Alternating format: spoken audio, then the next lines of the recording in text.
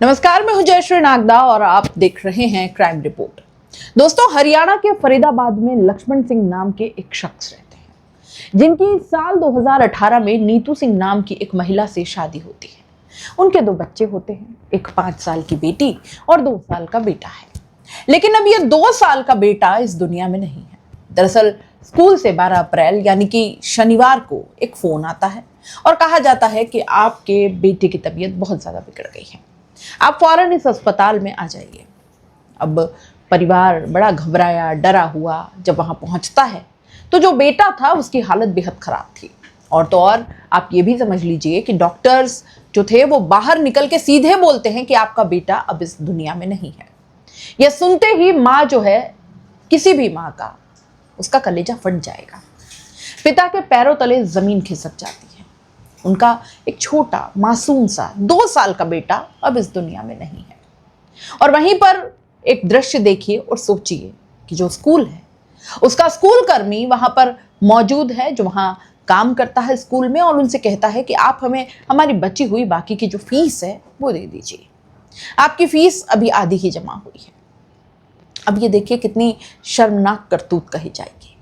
दरअसल इस जब पूरे मामले में पेरेंट्स से बातचीत हुई तो उन्होंने कहा कि उनका जो छोटा बेटा है उसे अभी 9 अप्रैल यानी कि 9 अप्रैल को ही स्कूल के अंदर दाखिल करवाया गया, क्योंकि जो पति पत्नी दोनों हैं वो कामकाजी हैं, कंपनी में काम करते हैं, उनको मौका नहीं मिला।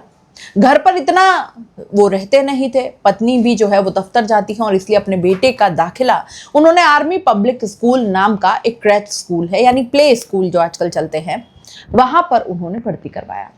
अब होता यह है कि 12 अप्रैल को जो स्कूल प्रशासन है वो बता रहे हैं कि जो बच्चे यहाँ पर आते हैं हम उन्हें खिलाते हैं, पढ़ाते हैं, कुछ खाने को देते हैं और फिर उन्हें सुलाया भी जाता है। तो 12 अप्रैल को भी कुछ ऐसा हुआ कि बच्चे ने दोपहर में कुछ खाया, इसके बाद वो सो गया। अब 1 घंटा बीता, 2 घंटे बीते, 3 घंटे बीते। बच्चे को जब उठाने गए तो बच्चा उठा नहीं। लगातार और कोशिश की गई तो बच्चा फिर से नहीं उठा। फौरन उस बच्चे को ले जाकर अस्पताल ले जाया गया, अलग अलग क्लिनिक ले जाया गया। और ऐसे में जब वो स्कूल कर्मी थे, जो स्कूल में काम करने वाले लोग थे, वो जब छोटे से बच्चे को उठाकर क्लिनिक ले जा रहे थे, क्लिनिक से दूसरे क्लिनिक, दूसरे से तीसरे, तब तक पेरेंट्स को इन्फॉर्म ही नहीं किया गया था। माँ बाप को कुछ बताया नहीं गया और जब उसे फाइनली एक अस्पताल में ले जाया जाता है और वहाँ कह दिया जाता है कि जो बच्चा है वो अब इस दुनिया में नहीं है, उसकी मौत हो गई, तब जाकर स्कूल प्रशासन, जो माँ बाप थे, बच्चे को उनके इत्तला करते हैं और बताते हैं कि आपका जो बेटा है उसकी हालत बहुत ख़राब है, फ़ौरन अस्पताल आइए। और अस्पताल पहुंचने पर माँ बाप को पता लगता है कि उनका बेटा अब इस दुनिया में नहीं है, उसकी मौत हो गई है। और तो और स्कूल कर्मी जो थे वो पैसे और ज़्यादा मांगने लग जाते हैं। लेकिन अब जो खबर है जैसे ही आई, फरीदाबाद से निकलते हुए दिल्ली में पहुंची, आसपास के इलाकों में पहुंची।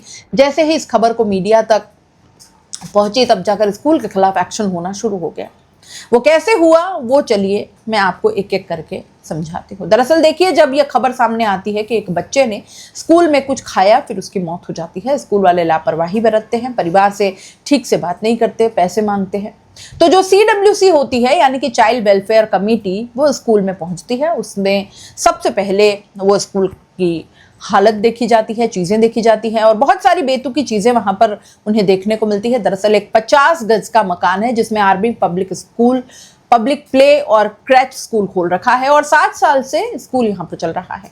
यहाँ इनके पास कोई लाइसेंस नहीं है, जिन्होंने ये स्कूल खोला है वो मालिक हैं और उनके पास कोई लाइसेंस भी नहीं है स्कूल खोलने का। और फिर भी फर्जी तरीके से, मतलब इल्लीगल तरीके से 7 सालों से वो स्कूल जो है वो उसी जगह पर आराम से चल रहा था। 50 गज के मकान के अंदर ये स्कूल बना हुआ था और यहाँ पर और तो और जब CWC की टीम पहुँचती है तो देखती है कि जो खाना यहाँ पर रखा है, जो फूड है बच्चों को दिया जाने वाला, वो एक्सपायर है।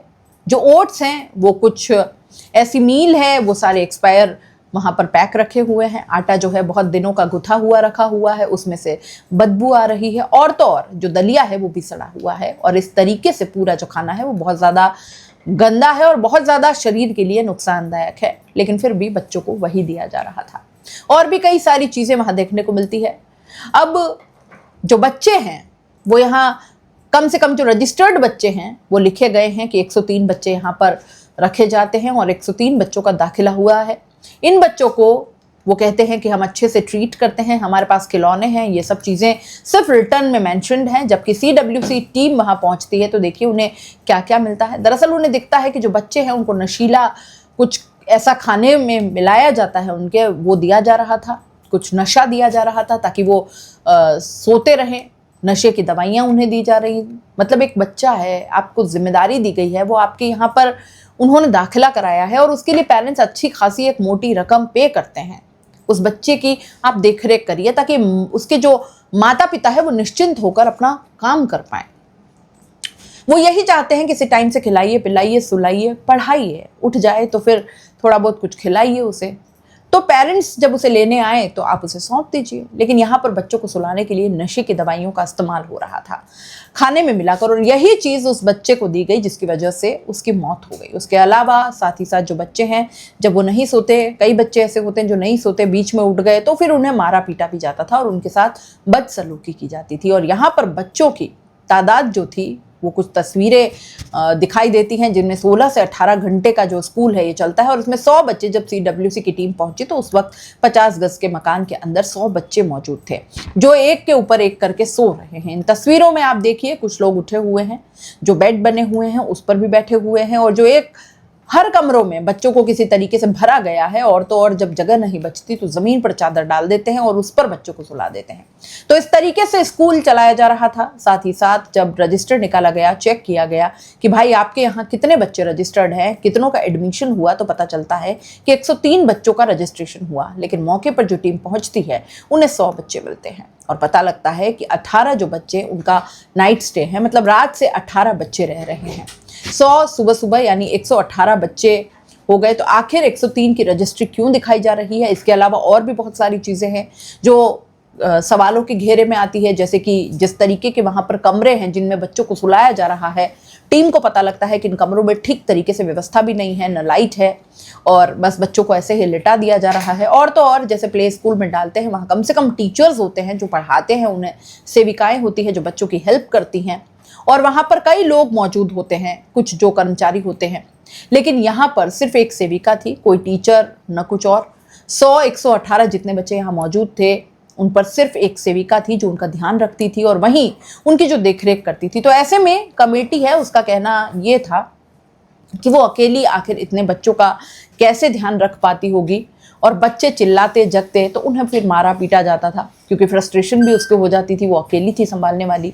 और कई चीज़ें इस पूरे मामले में पता लगती है। साफ तौर पर अगर बताया जाए, जो पेरेंट्स है बच्चों के, उनसे करीब 4000 या इससे ज़्यादा वसूले जाते थे हर महीने, और इस स्कूल में जो भी शख्स अपने बच्चों को लेकर आता, वहाँ पर एडमिशन करवाता, उनसे 4 से 8 हज़ार के करीब ले लिए जाते, और तो और बड़ी मोटी रकम लेने के बावजूद बच्चों को उस तरह की सुविधाएं नहीं मिलती थी, उस तरीके से उनका ख्याल नहीं रखा जाता था। साफ तौर पर दिखता है कि कमरे को किस तरीके से बच्चों के हिसाब से रखा हुआ था, कैसे वहाँ पर बच्चों को रखा जा रहा था, और जो सबसे इम्पॉर्टेंट होता है खाना या हाइजीन, स्वस्थ खाना दिया जाए, उनकी सेहत बने, उनका जो दिमाग है वो सही रहे, एक अच्छा वातावरण उन्हें मिले ताकि बच्चे बिल्कुल स्वस्थ रहे।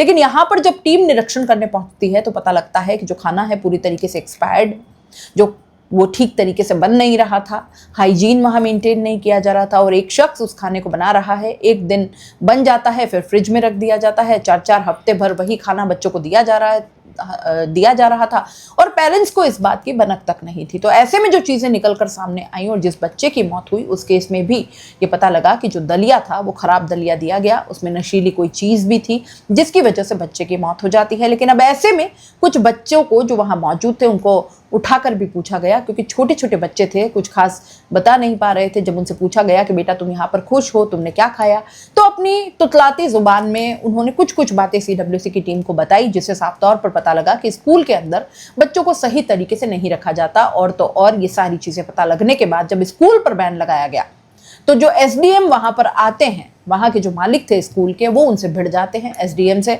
और कहते हैं कि आप गलत आरोप लगा रही हैं। लेकिन जब उन्हें चीज़ें दिखाई जाती हैं, सबूत दिखाए जाते हैं, सारे रिपोर्ट्स दिखाई जाती है, तब जाकर जो SDM है वो उस मालिक पर काबू पा पाते हैं और उस मालिक पर वहाँ के लोगों और फिर स्कूल को पूरी तरीके से बैन किया जाता है। और तो और जो मौत हुई बच्चे का, उसका भी केस चलाया जाता है, तमाम तरीके से धाराएं लगाई जाती हैं। लेकिन ये जो खबर है, आप सबको ये सचेत करने के लिए भी ये क्राइम स्टोरी बनाई है कि आप बिना देखे, बिना जांचे, बिना परखे छोटे छोटे मासूम बच्चों को, 1.5 साल, 2 साल, 3 साल, नर्सरी से पहले वाले बच्चे, उनको प्ले स्कूल में डाल देते हैं। और किसी हड़बड़ी में, किसी जल्दबाजी में जो पेरेंट्स हैं वो जानते हैं उन्हें अपने बच्चों की परवरिश कैसे करनी है, कोई उन्हें सलाह नहीं दे सकता। वो समझते हैं, वो ये जानते हैं कि उन्हें अपने बच्चों को कैसे पालना है, किस स्कूल में डालना है। लेकिन अगर फिर भी आप आसपास में, कोई आपके घर के आसपास या कोई ऐसा प्ले स्कूल है, आप अगर अपने बच्चों को डाल रहे हैं जहां 16 से 17 घंटे आपका बच्चा रह रहा है, आप उसकी देखरेख नहीं कर पाते हैं, तो कम से कम यूं ही अचानक कभी जाकर विजिट कर लीजिए ताकि सारी सच्चाई आपके सामने खुल जाए।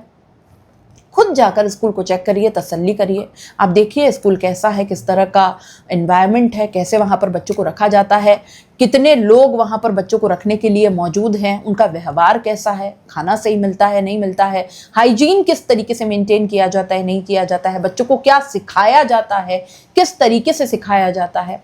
तो इन सब चीज़ों की जो देखरेख है, जो जांच पड़ताल है, वो करनी कहीं ना कहीं पेरेंट्स के लिए भी ज़रूरी हो जाती है। क्योंकि जिस तरीके से ये जो स्कूल्स हैं लीगल तरीके से 7 सालों से भी ज़्यादा समय से चल रहा था, तमाम तरीके के बच्चे, हर घर के बच्चे यहाँ पर पढ़ रहे थे, इसमें एक बच्चे की मौत हो जाती है। सोचिए, ऐसे में जो खाना उनको दिया जा रहा है, नशा मिलाकर दिया जा रहा है ताकि वो सोते रहें, किसी को परेशान न करें, नींद की गोलियां मिलाकर उन बच्चों को दे दी जाती हैं। तो ये सारी चीज़ें कितनी हानिकारक हैं बच्चों के लिए। ऐसे स्कूल पर भी सवाल उठता है, प्रशासन पर भी सवाल उठता है कि किस तरीके से इलीगल ये स्कूल चल पा रहा था। और उन पेरेंट्स पर भी सवाल उठना लाजमी है कि आखिर वो कैसे ऐसे स्कूल में अपने जिगर के टुकड़ों को, अपने बच्चों को भेज रहे थे। उनको एक बार इस स्कूल की अच्छे से जांच पड़ताल जरूर करनी चाहिए थी। अगर आप 4,000 8,000 पे कर रहे हैं तो कम से कम स्कूल में जाकर व्यवस्थाएं तो अच्छे से देख लें कि क्या आपका बच्चा वहां ठीक है या फिर नहीं। तो फिलहाल स्कूल पर जो है वो केस चल रहा है और इसे बैन भी कर दिया गया है। और साथ ही साथ जो मालिक हैं उन पर भी तमाम तरीके की धाराएं लगाई गई हैं। साथ ही जो CWC की टीम है उन्होंने हिदायत भी दे दी है कि इस तरीके के जो स्कूल्स हैं